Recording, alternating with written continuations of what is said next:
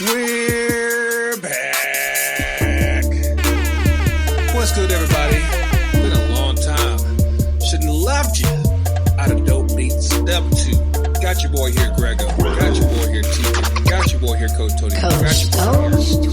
There came to another episode of the 40 Culture Podcast, soccer podcast for us, by us, talking about the intersection of black culture and soccer. Yo, it's been a minute. What is good, people? Don't talk all at once. Gotta get back used to this thing, man. I learned some manners, so I was waiting for my allotted time. So you got glasses. You got a whole new demeanor. Shaw didn't join us with the ball head crew. You know what I'm saying? So I trying to hang on, man. So I figured I'd join y'all with the glasses crew. You know what I'm saying? So we all got a match. That's what's up, man. That's what's up. What's good with you, TK? Hey, man, just chilling another day, staying busy. Very, very busy season right now. So just on the ripping and running. What's good, Mayor? Obviously, I never got hazed, so you ain't squirt. You ain't playing to the frat. You ain't playing to the frat. Yo, there's a dope ass video. There's a dope ass video on Instagram I've seen of your bros chapter up at Howard. Beta chat. Yo, it was getting it in. That's getting it in. Like I was like, okay. Like I said, every so often I'm like, I wish I went to an HBCU. Every so often I'm like, damn it. Grego, you on the doorstep of that, man. You know, so we will get on that in a little bit because that is definitely in the 2 up and 2 down. But yeah, man, we're glad to be back. Thank you guys for listening in on us. Make sure that if you haven't already, like I said, I know it's been a minute since we've been on the air. Make sure that you subscribe to the YouTube. Make sure you subscribe to us on any of your favorite podcast apps, Apple Podcasts, Google Podcasts, Spotify, Stitcher, Anchor, all of them. We're there. We're everywhere. But yeah, man, it's been a crazy 2 months because it's been almost exactly 2 months since our last episode. And yeah, man. Why does that? We missed a whole ass insurrection. We got president, we got insurrection, we got impeachment, you know what I'm saying? You missed a shit ton. Like, bruh. There were so many times I was like, man, we need to do something just for the cause. Because I like, after that insurrection at the Capitol, it was like, watching that live, that was just like, they really just let this happen. They are really just out here just letting this shit happen. But you know what? Just like our podcast, us within the black community, we just sat back, sit back. Yeah, basically. Basically. TV I've seen in a while. Like that was it goes. We know how this show ends. You know what I'm saying? So it's. I mean, I don't think any of us were surprised that even with the impeachment happening, that yes, it was great that a certain amount of senators were flipped or whatever, but we knew how this show was going to end. And so, oh yeah, we our Senate House is a blue baby, Right, that's right. We are blue. Georgia is blue now. It was funny. Did y'all see that SNL skit about blue Georgia? Yeah. You have 30 seconds to go.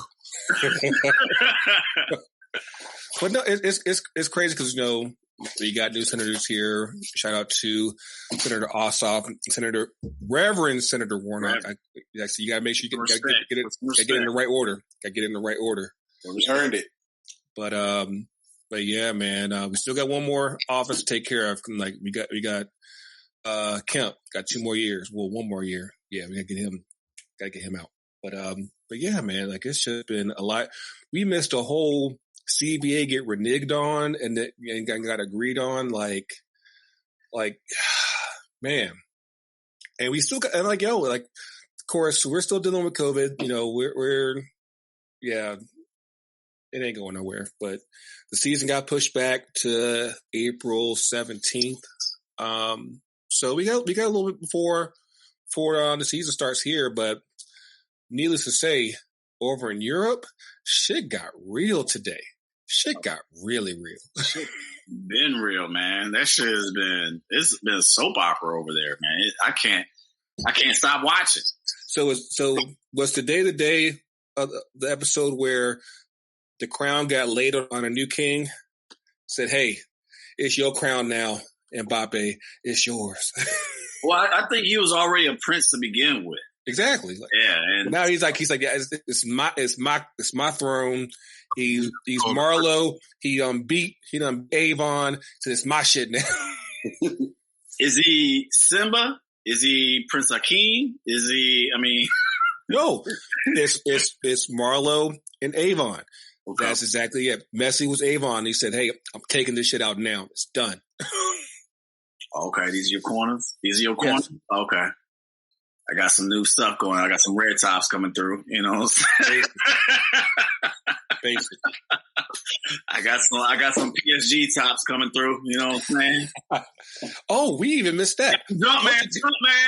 Yo, Pochettino got trophies now. Like he's with PSG now. Yeah. Like, whoa! He still got. He has a trophy. That's one more than he ever got with Spurs. One more. Then we'll talk.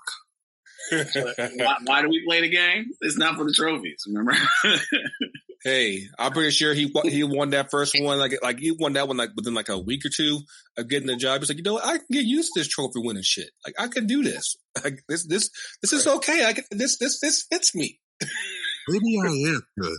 So, but speaking of which, I mean, obviously the performance that Mbappe pulled off today. I mean, the hat trick. I mean, we saw the brilliance of him. We saw him use all his, go into his bag of tricks of everything that he can do. But the major thing that wasn't there was obviously because of a certain birthday that happened. It's that time of the year, baby. It's that time of the year. So this time of year, a certain birthday happens, and Neymar pulls off some injury.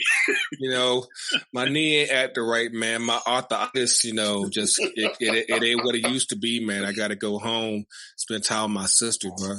Yo, it's crazy how what's funny? So back when I was a classroom teacher, it was always crazy that around my birthday, first, second week of December, I would always get sick. And I think it was just because of excitement and obviously it's the end of the year and all the, it's getting cold and all that stuff. But it made sense.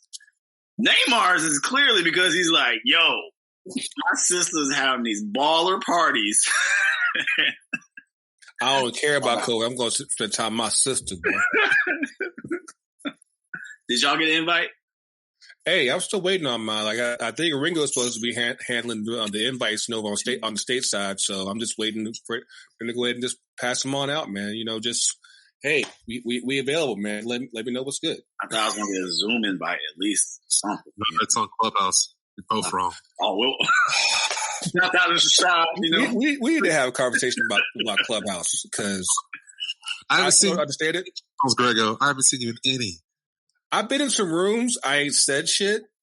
I'm just like, I'm trying to figure this, how can we make this work? Because I'm like, all I hear is just, it feels like you're doing podcasts. That's what it feels like. And I'm like, you do realize that you could just do this on a regular scheduled show, whether it be streaming, podcasts, whatever. Because half of y'all are famous enough to where if you had the energy to do it, you go ahead and do it. Just go ahead and just say, hey, let's monetize this. I'll get a deal with the Ringer. And yeah, I'll just go ahead and put my content out that way. But yeah, like I've checked out Clubhouse and I'm just like, we'll figure something out with that soon enough. Like I'm still filling that one out. But yeah, and Mbappe just took over. They went to Camp Nou. The culture took over because he scored. King scored. It was like, yeah, we taking this shit over. They won 4-1. We need to do it. We need to take a quick pause real quick for Coleman? No, for PK. Oh, I thought you were going to say Coleman because he ate his words leading up to the week. Didn't he just say that I don't see anybody beating us right now? We're the best team. We ain't worried about. And it's also similar to when, remember, Arturo Vidal said the same comment before Bayern smacked them around. So these Barca players and management, like, don't nobody feel no more. As soon as they make a comment that nobody can mess with us, they get smacked. Don't tell nobody. Shut the fuck. but you lose 4-1 at home. PK, who had, first of all, I didn't realize that you could return from a partially torn ACL in 3 months, and he got straight up abused. I mean, absolutely abused. That's when he's supposed to pull up lame. He's like, it ain't right yet. It ain't right yet. Yo, after that first Mbappe goal, I was like, yeah, you need to go ahead and just take it out. Like, because it only got worse. It only got worse. And it was one of those things where, like, what are you doing out here? Like go ahead and just, I get it that, you want to down your shield, I guess. But yeah, that was bad. That was so bad. It got drugged. Barcelona got drugged at as what everyone witnessed. Kara was like, you got to go ahead and you got to sleep outside. Like you can't sleep with your dog. A lot of speculations going on that was Messi's last home Champions League match in the Barca kit. Well, remember, for rare. One thing they always tend to point out when Barcelona and PSG face each other is the comeback that was a couple years back when they came back from like 5 down and to beat PSG. You never know what could happen. It's true. But PSG is known for choking in Champions League. We know that. But I don't think that should happen this year. No. And mind you, again, they won 4-1 without Neymar. Without. So, also the other thing that we need to talk about the culture. What are you on Mbappe, Rashad? Yeah, Rashad's on. So I don't know, man. He's working on a assignment for class or something right now. He's a little distracted right now, y'all. He got a homework assignment that's due at midnight tonight, y'all. So you gotta excuse him. Stud finder. Hang on real quick. Tika, you got this a very nice microphone that you got, man. I need to give you one of those. Yeah, I can totally make this thing happen if you'd like. I will facilitate this microphone. We've been getting a lot of orders lately. We might be able to put one on layaway pretty soon, man. Layaway plan. Layaway plan. Is it the Walmart layaway plan? Big Lots. Big Lots. There we go. Dude, it will take you 3 years before you pay off that bed set. Oh, God. No, but so what I was talking about as far as culture goes, obviously you talked about Mbappe representing culture over there, but let's talk about the American culture that's over there. Sergio Dest, again, having his outing today, and then you had Tyler Adams, Leipzig against Liverpool today. I know. I mean, it wasn't a good day for our young Black Americans over there. Hey, that's the one good thing you can say is that out of the whole milking that Barcelona got, you can't say that's what the problem. Nah, he wasn't the problem. And I think it's crazy that he's like now being the staple within that team. It's crazy that we would.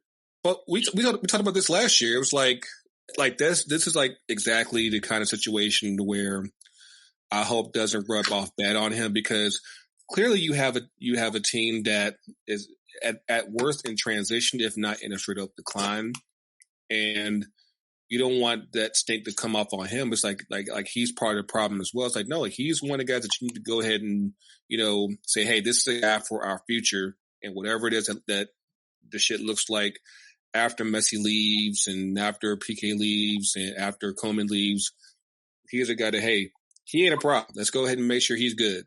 Let's just make sure we go ahead and figure out everything else. Yeah. Speaking of other, I mean, obviously I'm our European snob over here when it comes to the footy, and I'll let y'all take the reins when it comes to MLS, but let me have my moment. Obviously, we go from one fullback to another fullback that is saying he's about to leave one of the top teams in Europe. We got David Alaba talking about he is done with Bayern. Yeah. That's huge. 13 years. Yeah, 12, 13 seasons. I thought, yeah, it's crazy. I mean, we talk about a staple within the team. Mm-hmm. You've been repping for the Black Swiss that's out there. I didn't know there were Black Swiss out there, but yeah, we've been holding it down. You've been repping for the culture of the Swiss. Like, every time I see him, I'm like, hold up, Switzerland? Hey, man. Because you would think just by looking like he might pass for Brazilian, maybe. Oh yeah, but like with the name, the look, he always had a little come over going on for a while. It's like, yeah, he might be Brazilian, but nah, he is Swiss. Yeah, that's what's up. But yeah, 13 years he's out. Hasn't made it yet as far as where he's going next. Doesn't look like he's going to be short on options because he's still relatively young, isn't he? Yeah, he's 28. Bruh. I mean, because he came on the scene early with Bayern. Like he was, I want to say it was like 19, 20. When he was like, he was serious. No, he was 19 years old. So not the year. Like, he was really just 28. That is wild. He came on early with Bayern. And that's the thing about it. And he just always has been there. And that says something. Yeah, because like, damn, I could have swore he was like 32. He was like, hey, about to go ahead and knock this thing one out in MLS. But no, he is just 28. Like, he's hey man, that might fuck up this game. No. Big club energy. No. It's just like, hey, when they were talking about Sydney, or when Sydney was in White Man Can't Jump, they was like, yo, one time Mike asked, why don't you come to the NBA? He's like, no, that shit might fuck up my game. Yeah, like I did not realize he was just 28. Like, yes, he's got plenty of legs left to where he go to another top team and basically still probably be there for another at least good 4 years and making shit work over there. What you got? What you got, Rashad?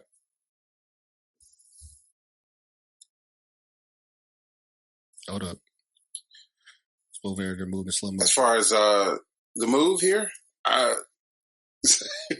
little hesitation, but yeah, I think it's he's got a lot of football ahead. Big clubs are about to call, so it's going to be exciting. It's going to be exciting to see where he lands, but also I think there are going to be a lot of guys on the move coming up as well. I mean, do you guys have any predictions, or do you have any scenarios where you would like to see him on a club? Which clubs do you think he could fit? So first of all, I have to correct myself. Not Swiss, he's Austrian. Gotta get that straight. All right, edit. My bad. See, this is why we need an intern, man. This is why we need. we have an official email now at contact@FTCUTD.com. Get at us. We need an intern. We'll gladly take one. Be a stat kid. You know what I'm saying? Yeah. If you can do your own fact check in the show mid roll, then we're good.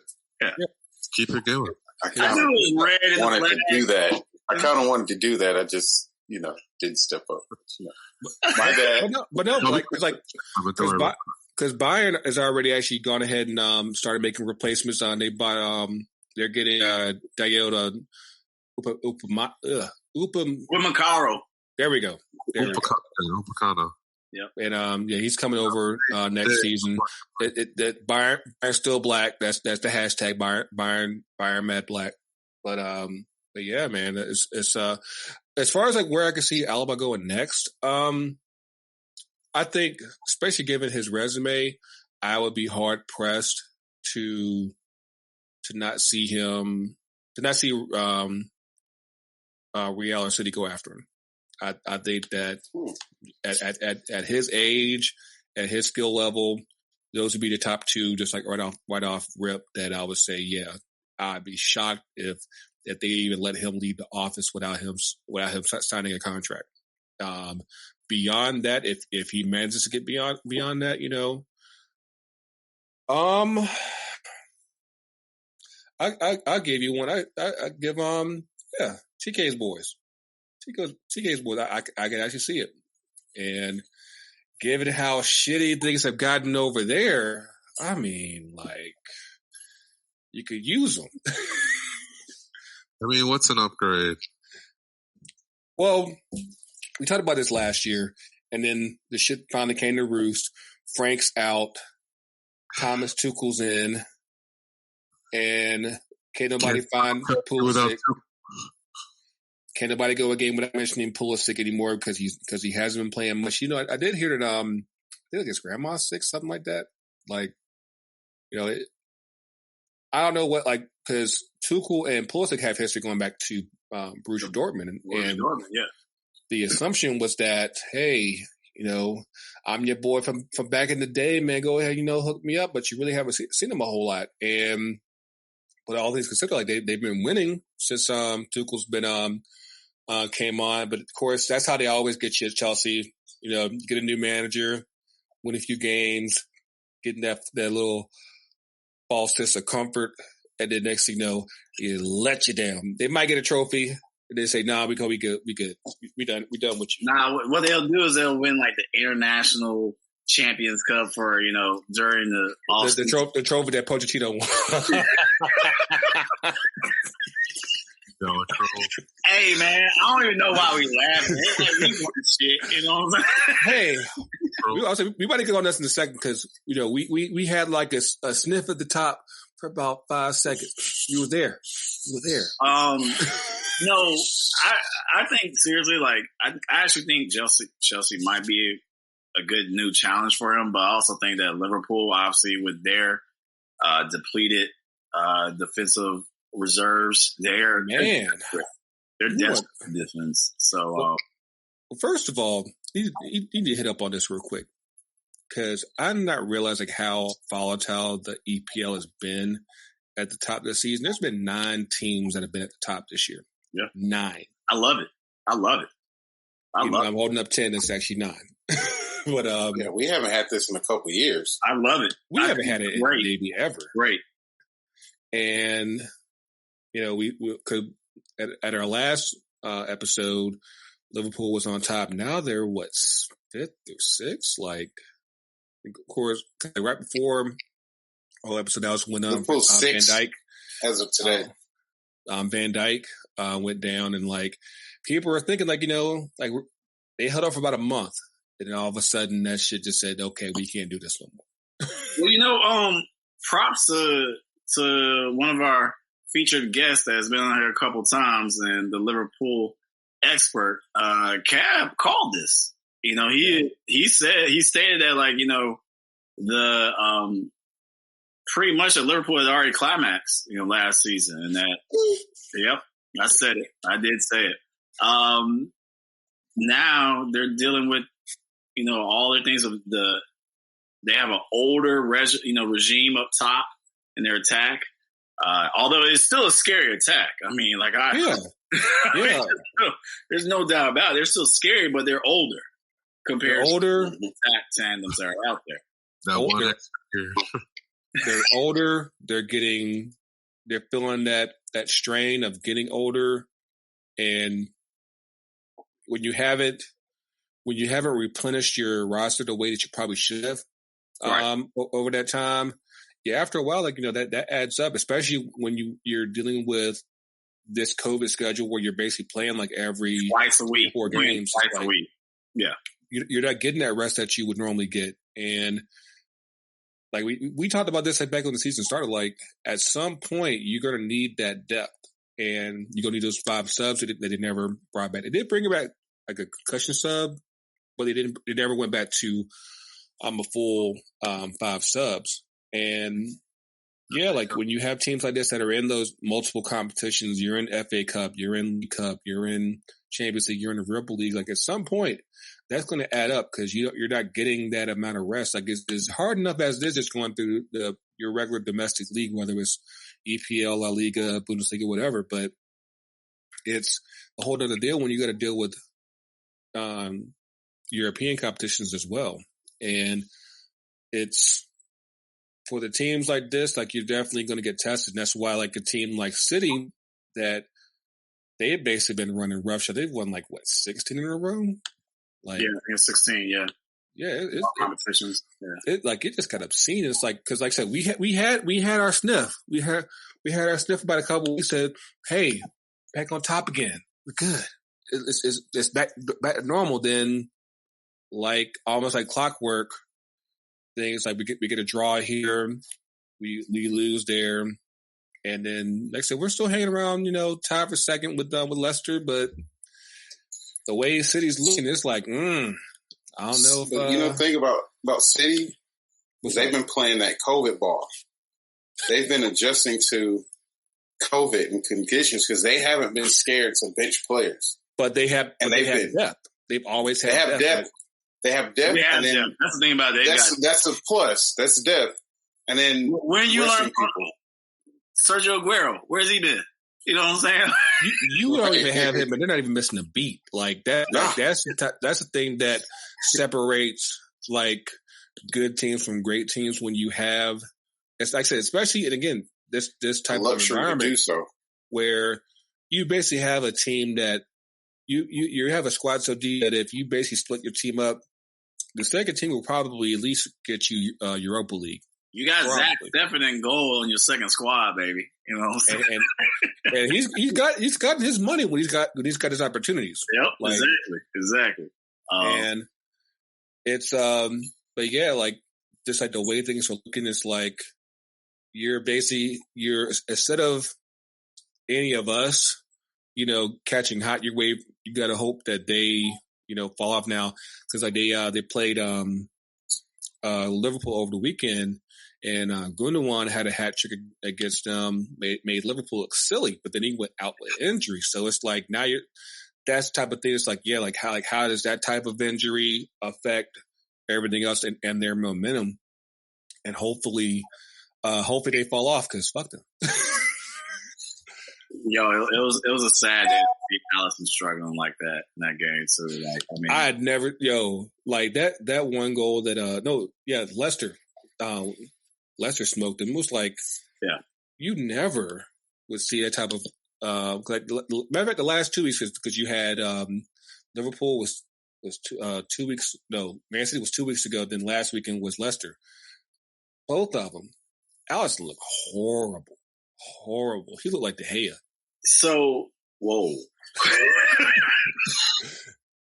I can see with my leg. Don't worry about that hurt, man. Come on, man. Hey, De Gea hasn't had a horrible season, but yeah, he still ain't back where he was. I don't know. I think we talked about in the group chat or whatever, but I think I have said it. But I have to switch to Man United, but I am struggling to find the positives with David De Gea and our captain Harry Maguire. I've been struggling with that, and don't get it twisted. Lindelof has been caught out there too as well. Don't get it twisted. I'm not trying to say that Lindelof is great or anything, but the fact that so much is put onto the shoulders of Maguire because he is the cap. He came in costing so much, and he gets the captain's armband. Bro, you gotta step up and stop looking like a punk. He is getting punked on a regular basis. And he's not great at playing the ball. He's not great at that at all. And then he's caught out in so many positions. And he's looking for the referee's call. He's looking for the offside. Bruh, that's child's play. That's high school ball. All the things the mistakes he's doing is over. And then David De Gea, he's gone back in remission. He is going back to his early days of when he first came to United. Because remember when he first came on as a keeper, he was soft. They were he's not physical. He can't play the crosses.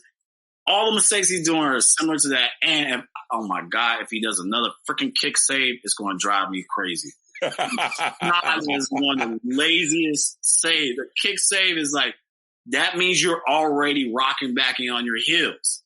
You're not on the balls of your feet. And so, granted, I know you're going to have to make kick saves from time. I get it as a reactionary save, but that's his default is to kick. That's his money move, right?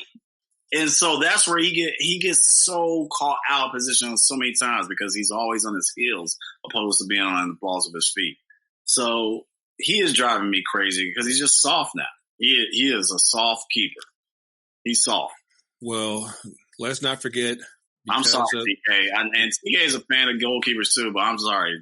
DDG is soft right now. No, man. Preach, man. Preach to the choir. I've been said he's soft. I was on this train before you. But the thing about it was like, I was on that train at the beginning, but then he made enough where, he's making those upper 90s. And the thing about it, we were able to get by. It got better. It got better, but it got better, but yeah, that's why I say he's kind of in remission now. Like it's like, bro, you're not. It's not quite as bad as past couple of years, but at the same time, it's like, yeah, you're still that back to where you were like 5 years ago, like that. Send him back to Atletico, man. Go back to Atletico, man. Yeah, honestly, and on that note, he was looking worse for a little bit. And on that note, of course, Atletico got TK's boys Chelsea tomorrow.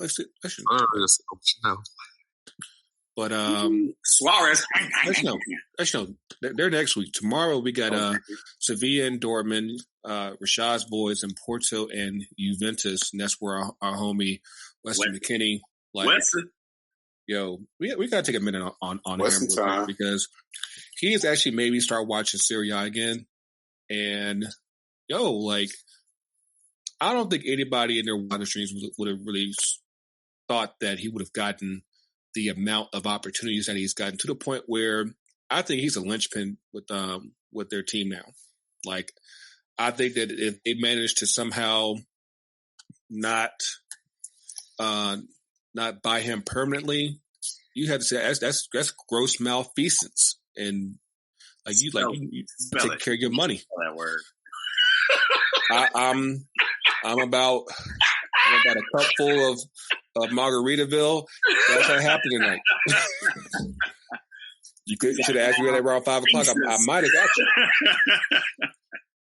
But yeah, like he's really done his thing. What was that, TK? What did you say? I raise my cup to Buffon. Oh, of course. Is he a GOAT? Yes. Buffon's a GOAT? Yes. Well, I think he's fond of McKennie, So. I can't wait till we have this goalkeeper edition episode. What is that? What we need, guys? We got a while before MLS starts, so we got to make us some content. I am begging for that goalkeeper special. You know what? I will take over the hosting and all the moderating and everything. I'll do that. we invite some goalkeepers from around the country. I'll have a wine. I'll have the wine and cheese plate ready for you to go. You know what I'm saying? Someone said cheese. Let's do it. I'll host it. I cannot wait for the goalkeepers event. Oh, and before we wrap up on Europe, we have a contracted obligation to mention Mason Mount. Don't know why. We just got to go ahead and do it. Actually, no. There's something else that we need to mention. I don't know if I'm jumping the gun and this might be someone's 2 up, 2 down. No, nobody cares about Chelsea, dude. Nobody. I'm sorry, man. Y'all are irrelevant now. Sounds like Mason Mount. Yeah.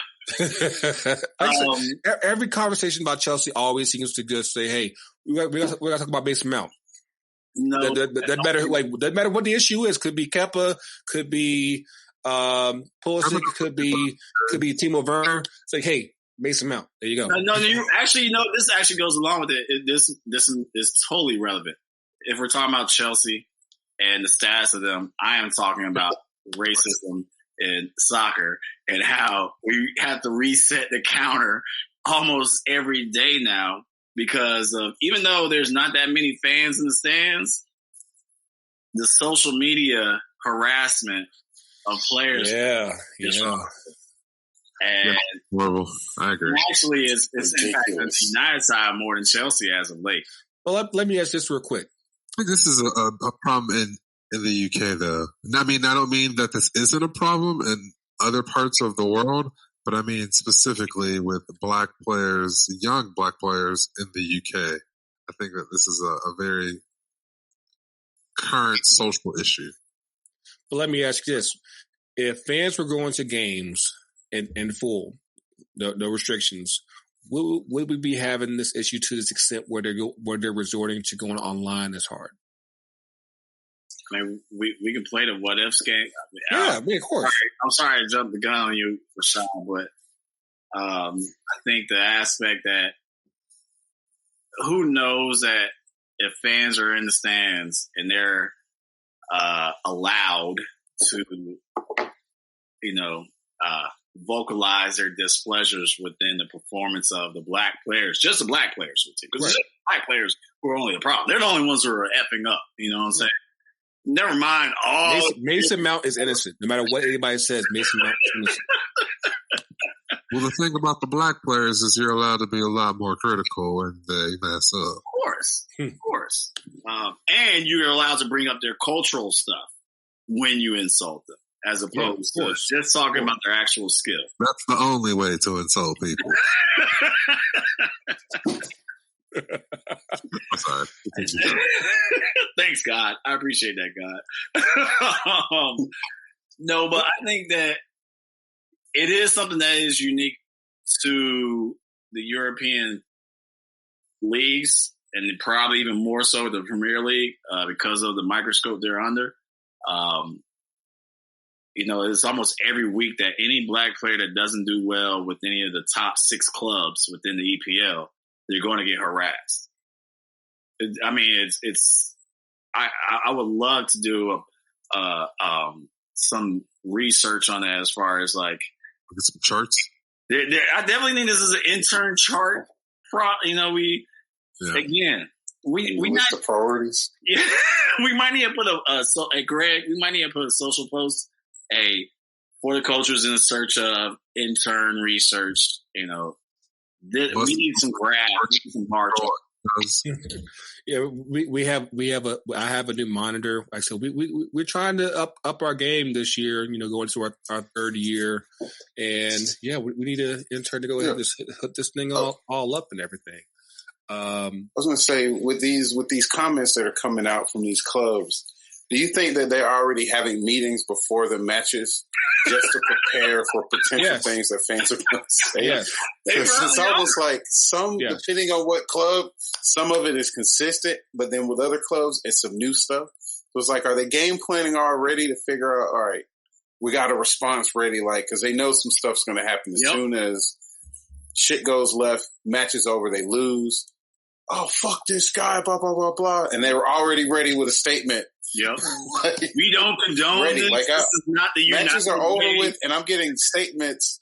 I'm getting statements on my phone, not even an hour after the game. Like that. Such and such FC has just released a statement about racial equality or something like that. As soon as that happens, we don't condone the behavior of our fans, our supporters. What the? They ain't with us. They ain't with us. They already got their shit ready. Yo, did y'all see? Always trying to drive, man. Well, one quick thing before we wrap up on Europe, because we missed it when it happened, and I want to talk about it so bad. Lukaku versus Zlatan. Ooh. Hey, you see, how spicy do you think Zlatan got? You see, the mural already went up. Yeah, it's on our Twitter page. Yeah, the mural already went up outside of San Siro. It was crazy. I was watching that game, and I remember thinking, I saw the commotion happening and everything. I was like, what the fuck is going on? And then they show a couple of the still frame shots of, Zlatan and Lukaku face to face and everything. I'm like, oh shit. I was like, that's 2 United players right Right. They got history. And I was like, they played with each other. It ain't you know what I'm saying? Broke bread and all that shit. Right. And then my immediate thought was like, oh shit, it's something racial. I already know it's something racial. And then you see, immediately you talk about statements already ready to go. Zlatan's not racist. He could never be racist. He just Zlatan. I'm like, I think 12 hours later, Pogba had already made a comment before, I think even before the game was over, Pogba even had a comment ready to go about Zlatan. They had a whole they're like people are analyzing what reading his Zlatan's lips, trying to figure like what he was saying, like because I heard something like sometimes like take that voodoo shit to your mom or something voodoo, like yeah, and then the shit they were referencing about when his injury happened and they was going to the voodoo doctor and all that. Like shit had some levels to it. Yeah. It was. Hold on. Do you think he's into the voodoo? You think that's a thing? No. I don't care. I don't care. If he is or he's not. Why does that matter as far as like what he does on the field? Whatever it is led him to be like one of the fastest players ever to reach 300 goals. So keep doing that voodoo shit. That's the result. He's a beast. Yep. Why do you label him a beast? It's because he's black. See, man, they got you, man. Third eye, my brother. Third eye, my brother. Keep the third eye open, man. But no, like I said, we're back on the air, episode 101. Like I said, we actually have been very busy over the winter months, working hard, trying to get our minds right. Because yeah, man, 2020 was an absolute bitch and a half for a lot of us in different ways. Hopefully, you guys are out there are still taking care of yourselves. Hey, even though Kwanzaa's over, keep your principles up. But no, of course, a lot of you have seen our new merch at FTCUTD.myshopify.com. We released our new Legends of the Culture series 2 back in January, paying tribute to the great Diego Maradona. Got a brain fart. Mbappe, the new king. We had Crystal Dunn. You had Kobe Jones. Yes, Kobe Jones. Yo, shout out to LA because yeah, y'all came through hard for Kobe. Kobe. Yeah, like that. Like, yeah, we saw the orders. We appreciate it. Like, so we connected with a lot of y'all on Twitter. Like, yo, shout out to y'all for that. We definitely do appreciate it. Do y'all know about what Kobe is doing? Do you know what he's up to? VP, U.S. Soccer. Yeah. I had the privilege of sitting on a call with them, with the Black Soccer Coaches Advocacy Group. I was trying to get on that call, and I was stuck working, and I was just mad as hell that I couldn't catch that call because I actually want to see if I can give him a shout out about the hoodie because I think it just like the call was right around the same time the hoodie came out. So yeah, it was actually I think the hoodie had dropped like the week before, and shout out to Nicole Hercules. Cause I was hoping to get her up on the show during the time, but just things didn't work out. But hopefully we can still recap the convention and everything, and hopefully next year we'll actually be there in person one of these days. But it was supposed to be in LA this year. Bro, there's so much to what should have happened between last year and this year. And I'm just like, y'all need to mask up and get your vaccine. Stop, stop bitching over them. Hey, I'm ready. On the side last night, you need more than one mask, baby. You need. Remember when back in the day, like when you were kids and they were talking about you got to wear like 2 condoms. Strap up. You better strap up. This is like the literal the manifestation that like, you got to wear 2 masks now. And mind you, we got masks now. We got a whole new series of masks. Hey kid, man, that's never too late. It's 2 masks. What's crazy is I still go into a lot of black establishments, man. People their life. I think they almost like on that like what's his name, Red. When Debo come around, they like, yo, I'm gonna just tuck my shit in.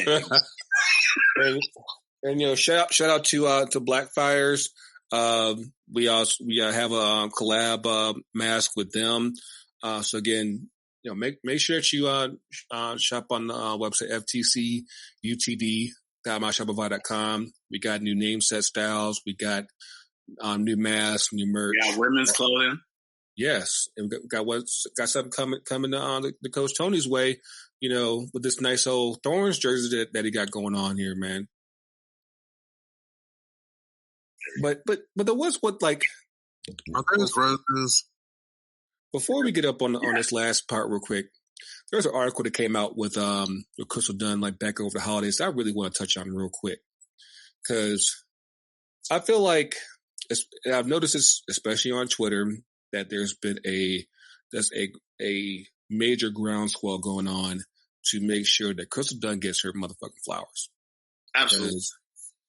Because people have seen all the work that she's done, especially putting her out of position at left back and putting her in a spot to where basically it's almost like she's out of sight, out of mind. And basically she's just been too good to hold back. And she had an interview with, I think, Forbes magazine back last month. And basically she put her dick down and said, hey, I want to be the face. I want to be in an attacking position. I want to change the narrative that Black people and Black women can't be in a position of creativity in soccer, where basically you haven't seen a lot of Black women really take charge. I mean, put in a position to, distribute, and create, and score, and finish, and all that stuff. And I'm like, this is the energy that we need. This is the energy that, I'm glad that she put herself out there like that, because I'm like, she is too good to be stuck out there at left back, whether it's her, Mitch Purse, Katarina Macarino, because I know she debuted over the holidays. I've definitely noticed that, slowly but surely, that's team getting black. Well, I think it's interesting the fact that, her mindset is almost on a Serena Williams level, in the sense of damn it, I'm great. Be okay with that. Right. And I think that, with how antiquated U.S. soccer is, just on so many levels of how ass backwards there are with personalities and how to handle, someone who's Black and who doesn't fit their mold. They don't know how to handle that, whether it comes from marketing, whether it comes from tactical, whether it comes from just day-to-day relations. They want you to fit a certain mold, and Crystal doesn't fit that mold.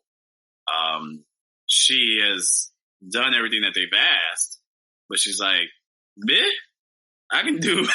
Right. And she's like, whatever you want me to do, I can do. And I can do it better than anybody else. And I say is that Serena Williams mindset, because the same thing you talk about giving flowers right now, we're not giving flowers to Serena because she is the GOAT in tennis, and she is going to be the GOAT. I just think she is. I mean, right now she's in the Australian Open and kicking ass. The WSL Derby got an Australia outfit. How does Serena keep having these banger outfits? I mean, she got the body for it. So yeah, go ahead and just give me something baller for this shit. You got a team, man. Yeah, you got a team. But I think Crystal is just I love that energy. And I love it because for my daughter, I want my daughter to have that same type of energy. It's look here, I've done the work. I've put in the time. I've proven myself. And whatever you've given me, I've excelled at. So why am I not at the forefront of where, Rapinoe, much love. She is obviously for the culture. She is obviously invited to the cookouts. You know what I'm saying? Rapinoe's there with us. But Rapinoe still is ahead of Crystal Dunn as far as being the face of soccer. And, Alex Morgan, she fits that mold of what U.S. soccer wants their soccer players to look like. She is the prototypical look of what they want their players to look like. Crystal Dunn is not that. And so that spectrum is something that U.S. soccer just doesn't know how to handle, because it's antiquated. Yeah, absolutely. They you know what? It's funny because NFL got, Jay-Z and The Rock to help them with their marketing and management and stuff. U.S. soccer needs something like that, man. We need to holler at what's it called? What's LeBron's boy? Maverick Rich. We need to holler at Maverick or something to help with U.S. soccer. Yeah. Maverick and Rich, let's go ahead and get that thing done. But I mean, it's. I'm hoping that with her move to Portland, that she'll be allowed to get that freedom to where she can get back to her more natural position, and hopefully we see that going forward, because we are at current moment we are still on schedule for the Olympics this year, but there's new strains out in Japan. Invest in that, all right. You know what's weird about that is that Japan's only had like 5,000 deaths from COVID, and they're like, yeah, we don't know if we can do this, and we're over here with like about 500,000. Man, I saw 5,000 people at Magic City the other night. You have no idea like how. For those of y'all, for those of our listeners who aren't here in the U.S., don't come here. Just stay home. like really.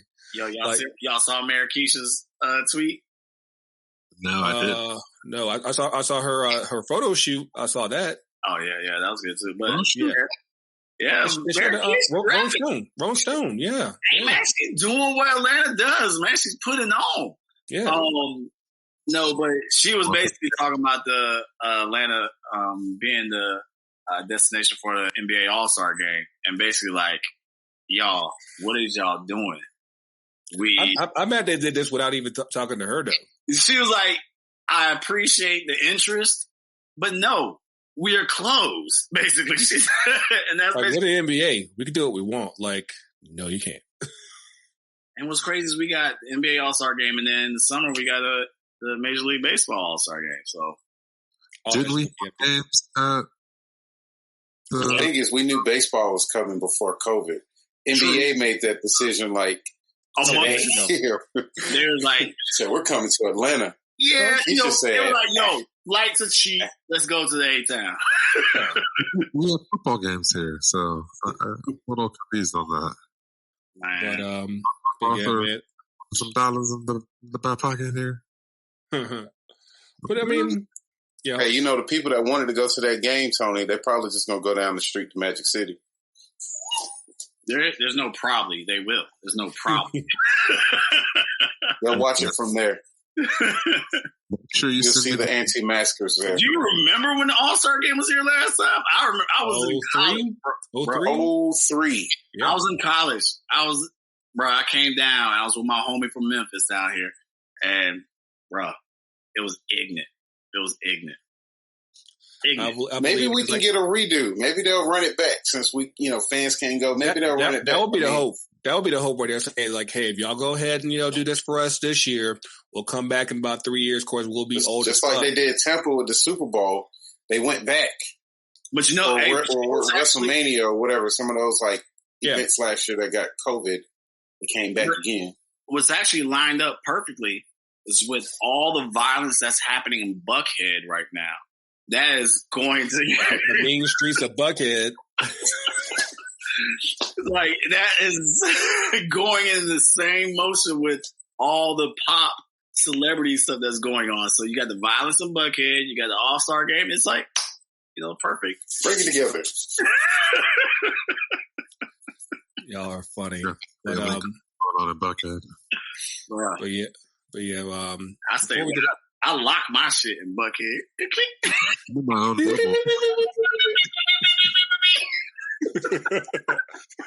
But before we go up today on again, glad to be back here. A lot of big stuff's been happening. A lot of big stuff is still to come. One of the big things that we're going to be doing is we're actually linking up with a podcast network starting next month with Protagonist Podcast. They mainly focus on lower division, but hey, they said, hey, we like what y'all do. We want to do things with you, so we're going to link up with them. We're actually going to have the guys that run Protagonist, Josh Duder and Dan Vaughn, on the show in a couple weeks. Hopefully, either that first week of March or second week of March, and like I said, and give you guys kind of an insight as far as what they're about, and and what you can expect from us coming soon. Next week, we can be talking more about what happened with the MLS CBA. Got a special guest coming up. I can't game him just yet because I'm still waiting for him to DM me back and stop playing. I don't know if he went to sleep or not, but we'll once it's confirmed, we'll blast all that stuff on the socials and everything. But yeah, man, 2 up, 2 down. It's been a while. Let's get it. Rashad, what you got? You know what? You ain't ready. I don't have 2 up or 2 down. He ain't ready. I'm not ready. He ain't ready. I'm trying to get back into the groove. Y'all ain't ready. Y'all ain't ready. Y'all ain't ready. I just want to take this time to just say I'm back. I'm glad to be back. We're here. 2021. It's about to be some exciting things to happen with the brand, with us. So just stay tuned. Let's go. That's all I can say. I'm very optimistic and looking forward to growth this year. I think it's going to be a very fun year, even though COVID will still be involved. I think we're going to make the best of it, and there's some good things to come. So stay tuned. Share all the links and platforms with a friend. You're listening to this show and listening to all the previous shows. You know, get somebody else on, man. That's what it's all about. Sharing the culture, sharing this information. You know what I'm saying? This is a community, a family. So like pass it on to someone. If they like it, encourage them to pass it on. And we just keep passing it around our community. So yeah, let's get it. You sound like you in church, man. You know, bring a friend. Hey. Pastor Mayor. Reach one, teach Master one. Pastor. I said master. No, sorry. Pastor Mayor Kane, I guess, if you want to say that. You've been doing it in COVID times. All right. All right, Deacon. Sipping on that can. Sipping on that holy water. What you got? What you got, Pops? TK, what you got? I'm going to start with with an up. I'm thankful for to be back in the flow with it. First of all, for I guess first and foremost, but thankful to be working. The industry is fast and furious right now, so luckily been able to step out and do some days, and yeah, so looking forward to I don't know, it's coming up here next month. Looking forward to the paychecks because this is net 30. I gotta wait 30 days to get paid. So actually looking forward to my first, that's what it is. My tax return. I'm happy to see what this tax return situation looks like. And yes, sir. But yeah, other than that, I don't really have any downs, I guess. COVID's still pretty shitty. Other than that, no, pass. Good. I'm gonna let you hit clean up on this one, Tony. Just again as an up, shout out to everyone that's been hitting up the store the past month. We've easily blown out all of our previous records the past month. You know, through that, you know, we connected with a whole lot of new people. So if y'all are checking us out for the first time here on the podcast side of things, you know, we're glad that you're here, and hope that you stick around for the barbecue and the smoke. And and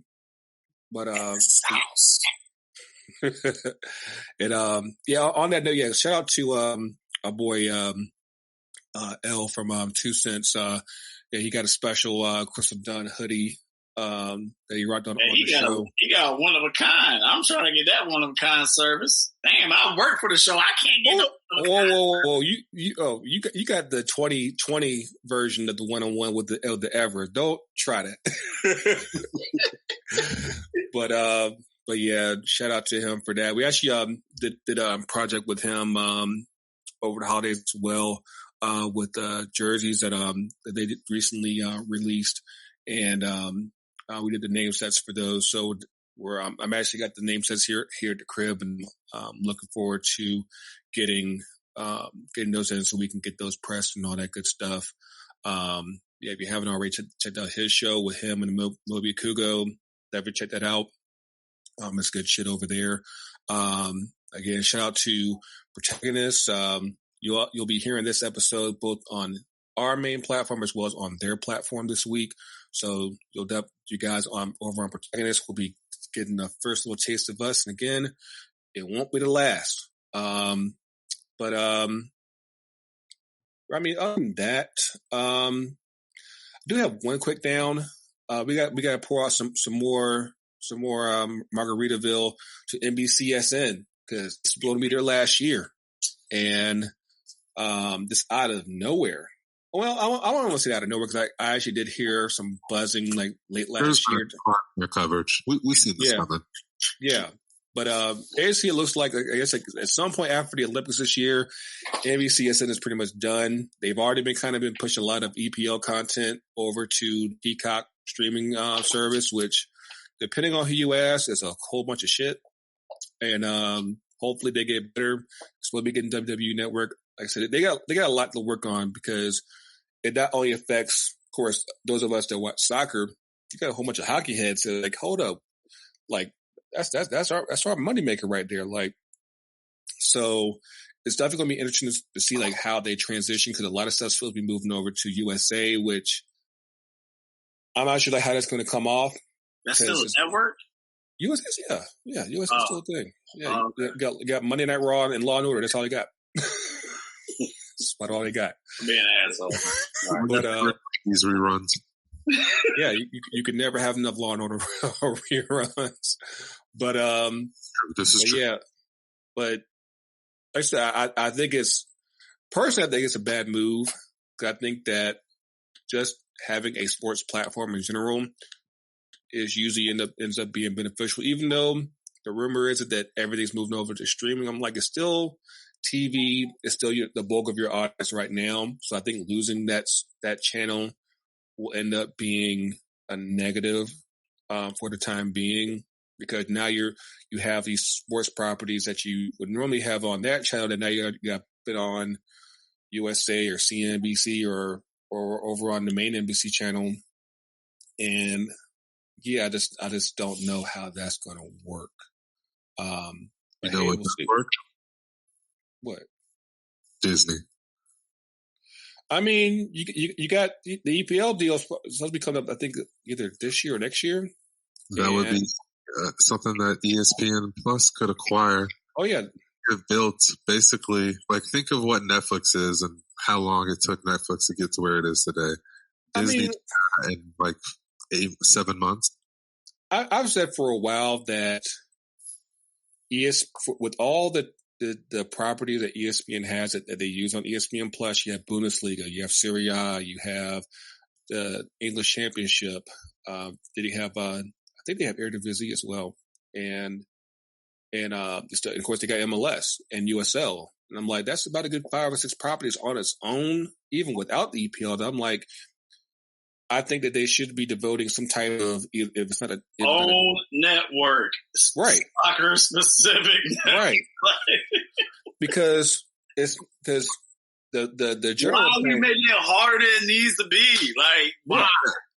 Because someone has to get together and create a consortium of people to pull their money together to create a network, and then they have to go in to buy the rights and make bids. So it's like, the steps how this bureaucratic.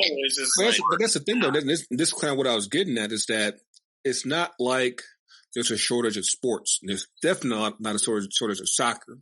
And you have, I feel like you're trying to take advantage of a niche sport because it's a niche sport, because it's not like the NFL where you can basically have just one league for one sport. You have hundreds of leagues that you could basically choose from if you really wanted to. Bro, I'm watching NBA TV right now.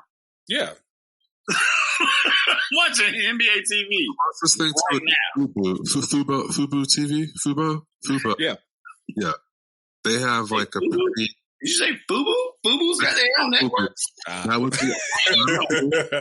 There's something. You better watch out. Yo, you better watch out. Exactly. But no, like you're gonna start seeing like in America it's already been happening. You because you got CBS All Access that's about to change into Paramount Plus next month. You got Disney. You got Peacock. Hope it does the same thing. Yeah, but of course, I think that's what we're merging them at some point as well. So again, like you have a lot of the network basically, assembling their troops together to where, and I think that soccer as a whole is kind of being made to pay for it because you're not seeing this with the NFL as much. You're not seeing it quite as much with MLB. You kind of see it with obviously with college sport because they're just all over the place. But I definitely think that soccer's kind of been like the de facto sport that the networks go to and say, hey, let's push this over the stream and make that a thing. And I'm like, I think it's all being done at the expense of fans like us, supporters like us. And yeah, I think that, it's a shame that there's not much that we can do, but at the very least, I think that there is one thing that at least ESPN can do is say, hey, you can even put it on Plus. Say, hey, let's have like a 24/7 streaming channel, kind of like WWE Network, where you have live content going on throughout the day. You have those pundit shows. You have a Bundesliga show, English show, MLS show, shit like that. Like that shit should be natural. It should be automatic. You shouldn't have. ESPN FC can't be the one end all be all show to cover everything. You can't do that. Like you need dedicated shows. But that could be like your soccer equivalent of Sports Center, and then you run all your other content after that. Right. And making it as hard as it needs to be. Exactly. Making it hard as it needs to be. One other down. White kids are still a thing in MLS. We haven't talked about that yet, but we'll get on that in a couple of weeks. Oh darn! We don't have enough time to harp on that. No, like I said, we'll do that in the community. Hey, we got time. I did my old Professor X shit. I changed the rundown. I was like, no. Like I said, next week we'll get on to MLS a little bit more. And one last up, for those of y'all who haven't seen in the news, there's been like announcement by Morehouse College for a program for men, I think between ages of 25 and 40 something to, if you haven't finished up your degree, enroll with the men in Morehouse and finish up your degree. And I saw that. So you know what? I don't even know. I'm in Atlanta. It works.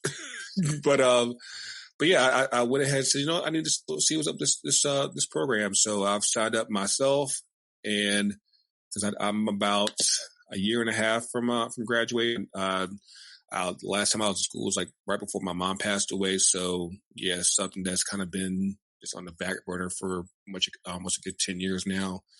And I need to go ahead and finish my degree. So hopefully I'm supposed to be hearing back from Morehouse in, probably the next month or so. And hopefully, I'll be get my jacket. I'll know the alma mater. I'll be all that good stuff. So stay tuned for that. And yeah, that's all I got. Send me the link for that, man. I need the link. But yeah, I'll send it over to you. But let's close this out, Tony. What you got? Hey man, like seriously, that was one of my ups. Was Grego taking that path because me as a big HBCU component as far as like a champion for that and cheerleader for that. Shouts out to you, especially like also to our listeners. Like no matter how old you are and where you are in your life, like constantly chasing that dream and getting that professional development. You know what I'm saying? At this point in your life, it's like it's professional development. You know what I'm saying? Yeah. It's not like it really is. It's not really like a point of like, oh, okay, I'm going back to school and I gotta take home economics or something like that. You know what I'm saying? Like I got the home economics.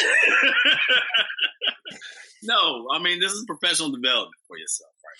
So, and the fact that, I'm a Spellhouse baby myself, even though I went to Howard, I always support Morehouse and Spelman. So the fact that you have the potential of wearing that maroon jacket, that's awesome, man. And, we'll be, the culture will be there, when you, celebrating that graduation day, man.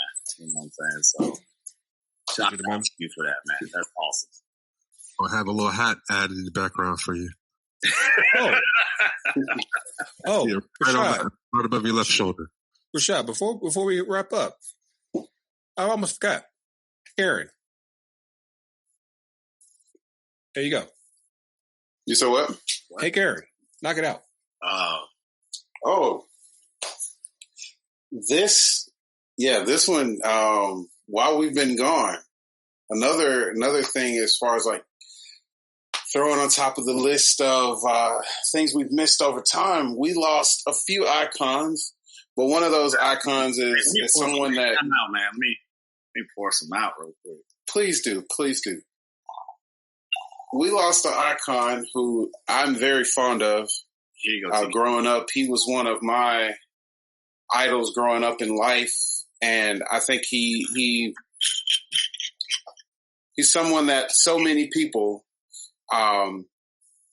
really came to, really love. This is as a man. Everybody in Atlanta has a Hank Aaron story. Yeah, you have some kind of Hank Aaron story, a picture, a shirt, or something. Hank Aaron was never. You've never heard anything bad about Hank Aaron. You never said anything bad. He never did anything bad. You never heard him being in the wrong place. Any of that. This is a man who came through as black athletes were trying to integrate Major League Baseball. He spent a season in the Negro Leagues right before Indianapolis Clowns, baby. The Clowns, Indianapolis Clowns, right before he was able to become a Major League Baseball player. And so this is one of the many black players who endured the struggle of inequality within sports, in society. And he was one of those guys that stood tall amongst all of the crazy things that are going on and treatment that's happening toward black players, whether he was in the North or in the South. And he always held his head high.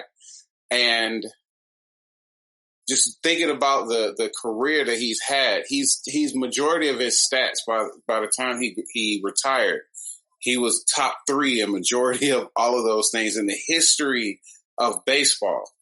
I believe he's still the true home run king. Yep. Even though he's 8 home runs behind Barry Bonds, 7 actually.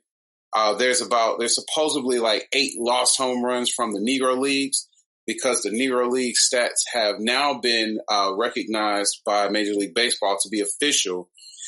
They can find those home runs and add that to his total. He will regain status as home run king.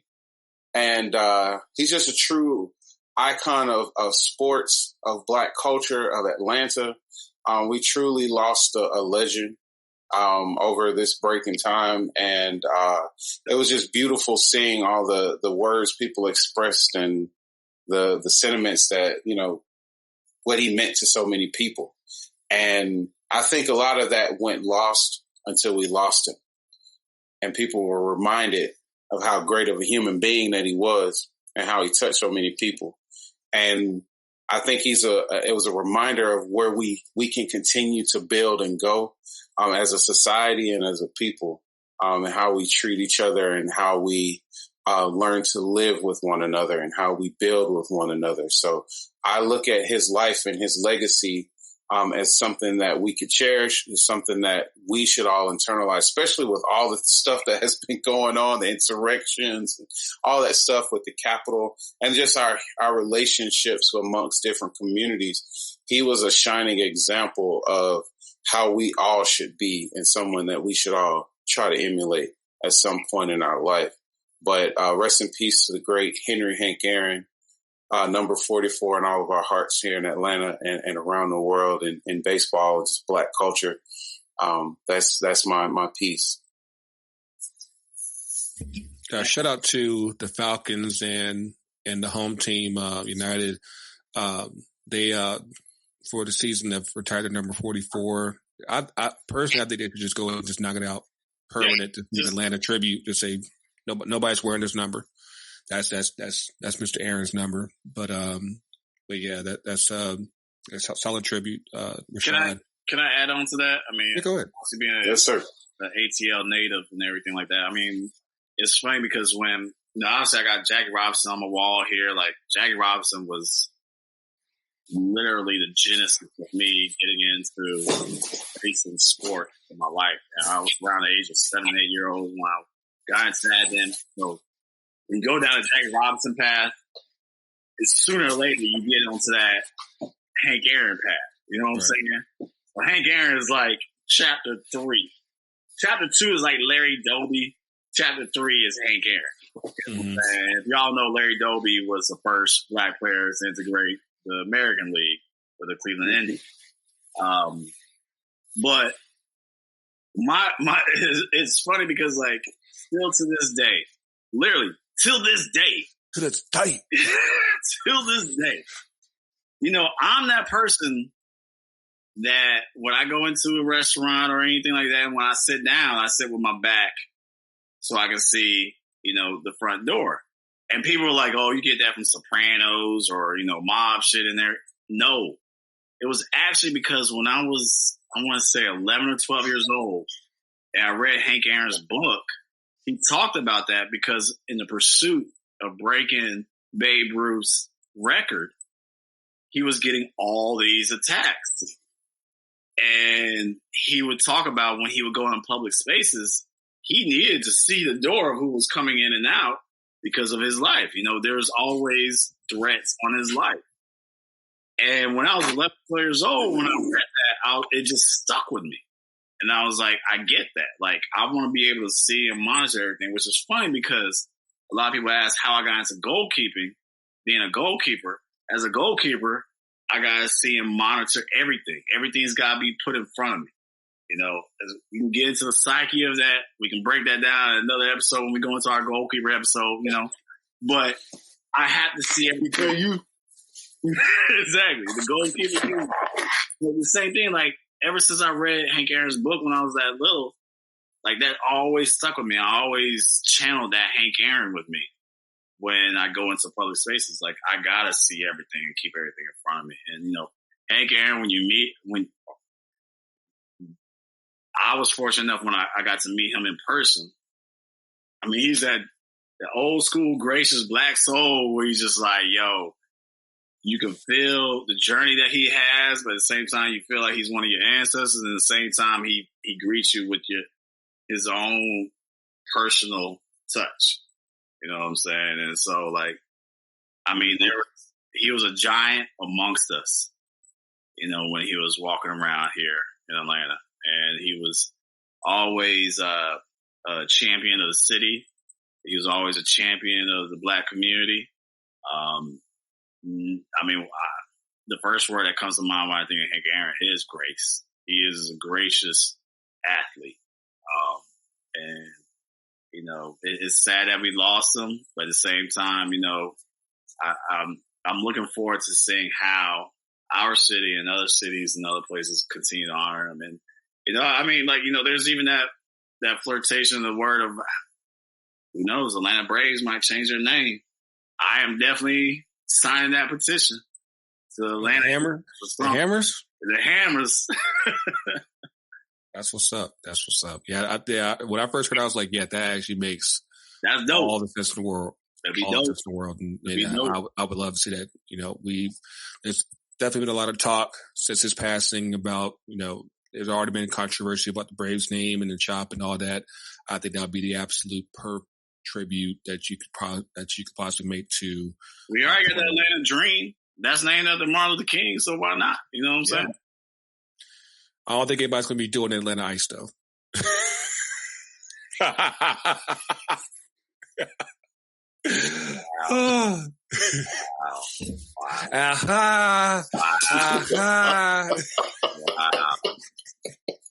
Wow. But yeah, man, had to get things light before we head on out. But yeah, man, again, it's glad to be back. Definitely catch this every week. Here, motherfucker, I ain't get my 2 up, 2 down. You did and you stopped. No, I didn't. I just talked about Hank Aaron. That was not my 2 up, 2 down. What you got, man? Damn, see, y'all always trying to. See, you already had. See, you ain't. See, y'all don't see the thing on his and his screen was that Tony and the. See, you always see all that. You try to go ahead, be David Ruffin and everything. Try to do Ralph Tresvant. So y'all see all that. But then, y'all try to treat us light skinned. See, I feel y'all doing 2021. Try to marginalize us light skinned people. You know what I'm saying? He got that Prince complex. All right. What you got? Light skin. We got light skin in the VP. You know what I'm saying? Vice president light skin. Fool, what you got? Get that on. Well, that's about all they do nowadays. All they do is this. All right, let me get my sources down. I'll try to be quick. I'm sorry. All right, I'm starting my down. I know, like in the previous last year and everything, I was saying positive and everything, but I do have I do have a down. And as y'all 3 know, and some of the listeners know, I did have COVID. It wasn't cool. Just wasn't cool. And I know that I'm fortunate because I had, mild symptoms compared to what's out there. The boy couldn't taste nothing. The boy couldn't smell nothing. I couldn't taste. My lungs, I'm still working on. Like today and, the last week and a half, I've been working on, walk/runs to try to get my, my lungs back up and everything like that. You just drained. I was just drained like a good week and a half. It wasn't fun, y'all. So, again, our Twitter handle, it says wear a mask. Me and Rashad were talking last night. Nah, you gotta wear 2 masks. You gotta double up. And it's crazy that people were like even texting me, now you good for the next 90 days. I'm like, have you seen the variants out there? Like you got like 7 variants out here now. I'm like, dude, are y'all antibodies? Bruh, I know I might have the antibodies and everything like that, but still, I don't trust it, man. I just watched last week with John Oliver and mutations and everything. Bruh, we're not equipped for this. And we are just seeing, a microcosm of what we're able to deal with when it comes to these pandemics. And there's more to come. But nonetheless, I'm saying, I survived that. I'm lucky that, my health isn't good enough for it, even though I was high risk due to, my other health conditions. But that sucked. So, yeah, COVID sucks, y'all. I know it in person. When we say wear a mask is for a damn good reason. Yep. And think about it, I got it from my brother, and my brother got it from his, his significant other. And he's a doctor and everything like that. So, it sucks, y'all. So that's my down. But as far as the ups go, I got a few ups. And I read.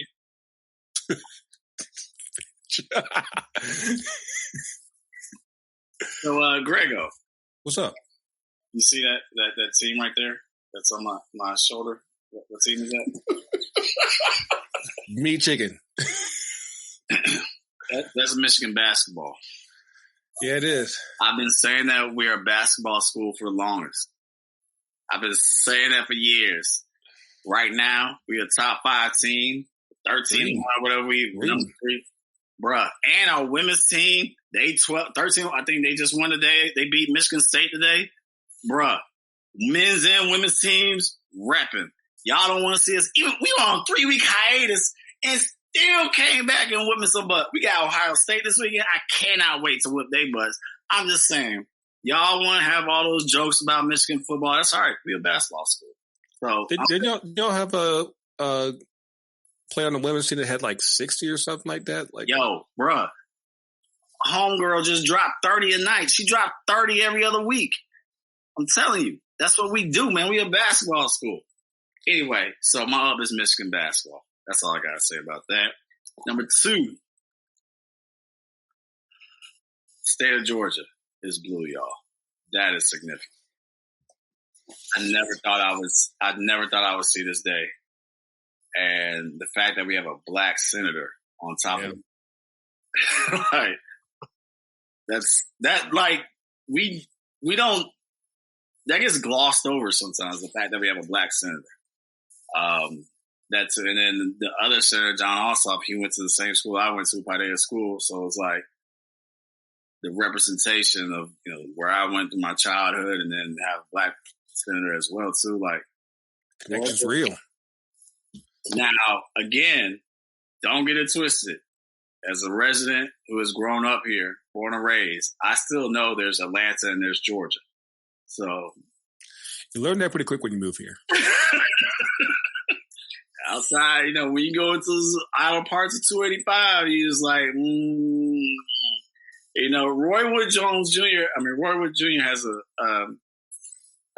great, stand up about that. And he was talking about the Confederate flag. He's like, no, we need that.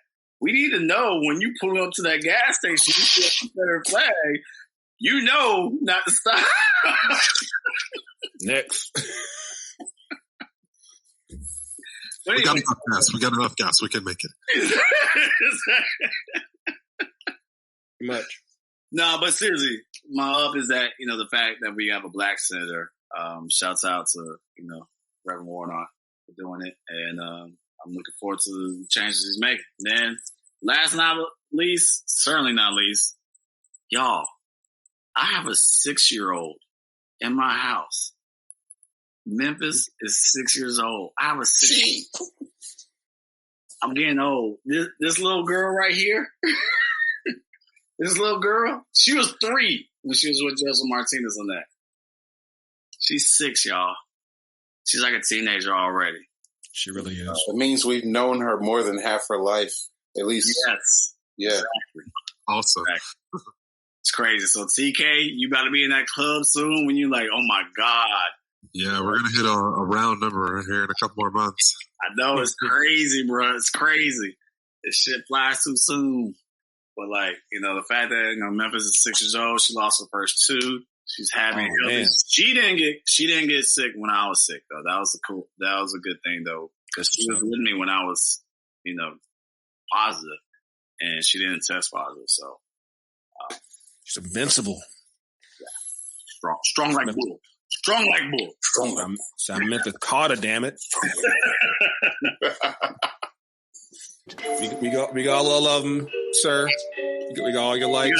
That's all of them, man. All right, I'm done. You sure? I'm done. We gotta make sure your name is on the marquee. Hey, what did I tell you about your equipment?